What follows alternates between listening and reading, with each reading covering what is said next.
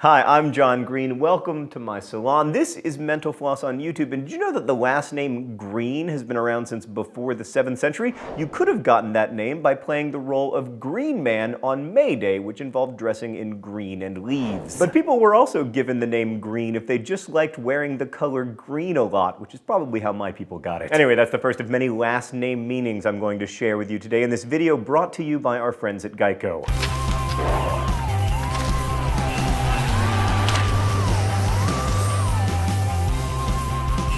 Smith is an Old English name that was given to those who worked with metal. It's probably related to a word that meant to strike. Similarly, Schmidt is a German name meaning metal worker or blacksmith. The popular Spanish last name Lopez came from the Latin word for wolf. The ancient Aramaic word for twin gave us the name Thomas. And Hill is an English name referring to someone who, get this, lived on a hill. Other people got the name not from location, but from the name Hildebrand or Hilliard. In parts of England, Lynch meant someone who lived by a hill. In Ireland, though, it may have meant seaman. You know, a person who goes to sea. Sail, you tiny, mighty heroes. Get your head out of the gutter. Novak came from the Slavic word meaning either new or newcomer, and Murphy derived from the Irish term for sea warrior, which is very different from a seaman because war. The Visigothic word for man gave us the last name Gomez, and if your last name is Cook, you probably have some ancestors who did that for a living. Same goes for baker, and Baxter was the word for a female baker. Becker is the German version of baker, and the surname Hall is also named after an occupation. They were the people who worked in a house or a hall. In England and Scotland, the name Adams was created to mean son of Adam, which, you know, all men are. They borrowed the Adam part from Hebrew, of course. Similarly, Rogers means son of Roger, although Roger isn't like the first man in an alternate version of the Bible. His name comes from the legend of the Danish king Hrothgar, who can be found in Beowulf. Hrothgar, by the way, means famous spear. There are, of course, a ton of these sons. Let's just get a bunch out of the way. Thompson is Celtic, meaning either son of Tom or referring to the place Thompson in Norfolk. Robinson could be the son of either Robin or Robert. Robert's, of course, son of Robert. And Robert means fame and bright. Both Johnson and Jones mean the son of John. The name John comes from the Hebrew Yohanan, which means Yahweh has been gracious. The name Jack is also derived from Yohanan, so Jacksons and Johnsons are really kind of the same. Evans means son of Evan, a name which changes meaning depending on your background. In Welsh, it also evolved from Yohanan. In Celtic, it means young warrior. We're learning a lot about what people used to value: warriors, fame, religion, hills. The Spanish last name Martinez means son of Martin, and Martin comes from the Roman god of war, Mars. The Greek word for manly gave us Anders and Andrew, and therefore Anderson. The Will in Wilson is from the Germanic word meaning desire. I gotta tell my friend Will Wheaton that. Hey, Will, your name means desire. All right, I told him. And Olson, the last name of our beloved Mental Floss executive producer, means son of Ol. And the name Ol came from an Old Norse word meaning ancestor's descendant. So I guess the Olsons of the world are the sons of ancestors' descendants. Phillips, of course, is son of Philip. The Greek name Philippos, meaning lover of horses, gave us the name Philip. The name Fox was taken from the animal's name. It's one of those last names that started out as a nickname. Usually, people who were called Fox were clever or else had red hair or both.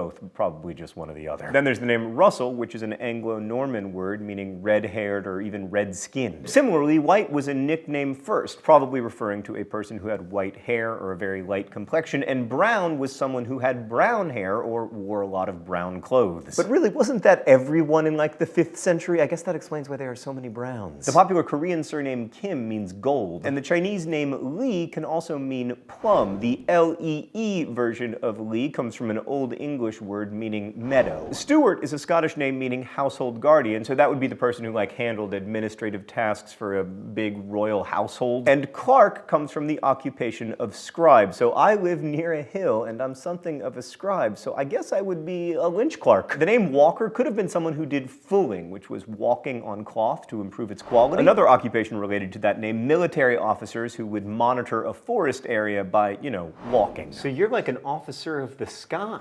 Oh, hey there, lobster. Allen means handsome, as anyone who has ever seen Tim Allen could tell you. In English, the name Myers derived from those who were the son of the mayor. In German, on the other hand, it meant town magistrate. Cohen is Hebrew for priest. Parker was either a gamekeeper or a park keeper. An Old English word meaning worker gave us the name Wright, and carter is also English and originally referred to a job in which someone would transport goods via cart. hence Carter. Schneider means tailor in German. The English version, of course, is tailor. And Müller meant someone who operated a mill. Miller is the English version of that. In England, a cooper was someone who either made barrels or casks or else Mini Coopers. Moor has a few different meanings. It may have meant someone who lived by a moor, or someone who worked on boats, or someone who was dark-skinned, like Othello. In Old English, Perry meant someone who spent time near a pear tree. In French, it was someone who worked in a quarry. Turner also has a couple different origins. It might mean turn hare, or someone who can run faster than a hare. It could also mean one who works with a lathe. In Portuguese and Spanish, Torres means towers, so someone with that last name was someone who lived by a tower. The German surname Hoffmann meant someone who was a steward on an estate. And the last name Lewis comes from many different cultures, so it has a few different meanings. Like an English Lewis was the son of a Lois. Lewis also developed various first names in France and Germany and Normandy and so on. Those with the last name Llewellyn in Welsh usually became Lewises in English. Young is likely to have been the English interpretation of German, Dutch, Chinese, Korean, or French last names, because all of them sounded similar to English people. So basically, young meant other. And in Middle English, it also developed as a surname for the youngest sons. Weber is German. It meant someone was a weaver. And in English, king obviously means leader, but many people adopted it who weren't rulers. You'll notice, for instance, that the Queen of England is not named Elizabeth Queen. But the name became popular among American immigrants from Ireland, and in the 16th century, it was also common to give orphans in France the last name Roi, meaning king. The etymology of Garcia isn't certain, but most believe it came from a Basque word meaning bear, or else young bear. And Rodriguez means son of Rodrigo, a name that itself means rich in glory. And finally, I return to my salon to tell you that Campbell is a combination of two Scottish Gaelic words. Cam means crooked, and Bale means mouth. So Campbell equals crooked mouth. Thanks for watching Mental Floss here on YouTube. I can't even fake having a crooked mouth, which was brought to you again by our friends at Geico and made with the help of all of these nice people. Don't forget to watch our other shows, and as we say in my hometown, don't forget to be awesome.